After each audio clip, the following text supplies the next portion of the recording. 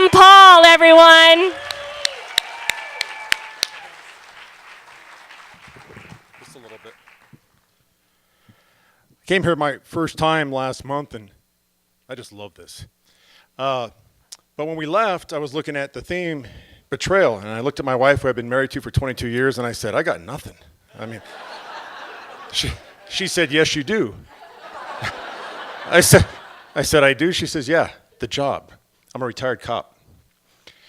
And back in the day, I had a bad week one time, and this is what happened. It was a Monday. I was due for my evaluation. When you're a police officer, everything you do has to be documented, and everything's about a stat. How many arrests, how many convictions, that's all it is numbers. So I went in feeling pretty good because I knew that my numbers were up. My felony arrests were higher than anybody in the department. My misdemeanor arrests higher than anyone in the department. I was feeling good. Sat down with the chief. I thought that was unusual because usually you meet with your watch commander to get your evaluation. The chief, that was probably because I was president of the police association, and he didn't really care for me too much. So we sat down and we started talking, and he went through everything I had done the last 4 months. And then he said, yeah, it looks pretty good, but you're not writing enough tickets. And I said, well, what do you mean by that? He goes, well, when you write a ticket, a portion of that money comes back to us so we can buy equipment and maybe hire other officers. And I said, but Chief, that's like a tax. That's not really why you're supposed to write the ticket, correct? And he says, that's exactly why you're supposed to write the ticket. So I walked out of there with my tail between my legs in a very bad mood. And first thing I did was call my buddy Courtney. Courtney was my training officer years before, and anytime a situation like this came up, I always had to bounce things off of him. So I said, where are you? He said, I'm over at Dick's. Let me explain. Dick was a term we used for a guy named Richard, who was a drug dealer. He liked to deal to small children. We had arrested this guy over and over and over again. His father was some famous psychiatrist, and every time we arrested him, they either got him off on a technicality or they just continued the case until people went away. So I'm sitting there talking to him about what happened with me and my evaluation, and we're sitting looking across the street at this guy's house who continues to sell drugs to small children, and I'm thinking to myself, I'm betrayed by this entire justice system, and I'm not sure I can do this anymore. And he said to me, you got to learn to work within the system. He said, I've been thinking about this guy, and I got a plan, which usually when he said I got a plan, I started to get kind of nervous. So he said, the ticket thing, don't worry about. He said, we both work Sunday. I'll help you with that. Right now we have to worry about Dick. So we sat there, and we documented, and we did everything we could like we were supposed to, and we documented enough people coming in and out of their children, buying drugs, to where we got another arrest warrant and a search warrant for his house. It was Labor Day weekend.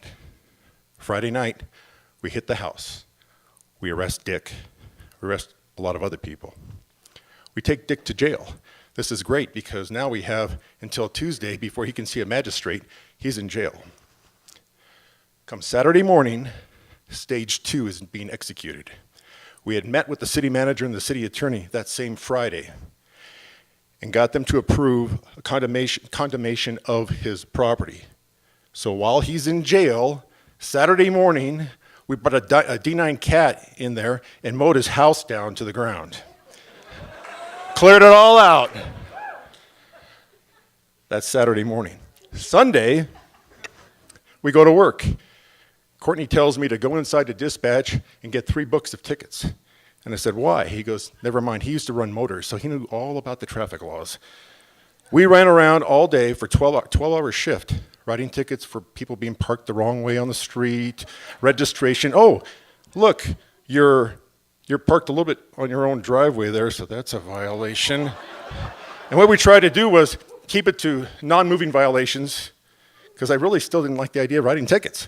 So Monday, kind of slow, had a nice weekend.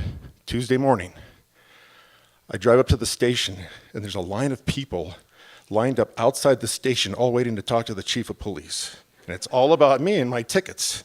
So now I realized this went backwards a little bit, and I can hear him calling my name, Merrick, get in my office. And I walk in, and he says, 63 tickets. What is this? I said, Chief, you said I didn't write enough tickets, so I, went out and wrote a few more tickets. I don't know what the problem is. He goes, don't ever do this again. Get out of my office.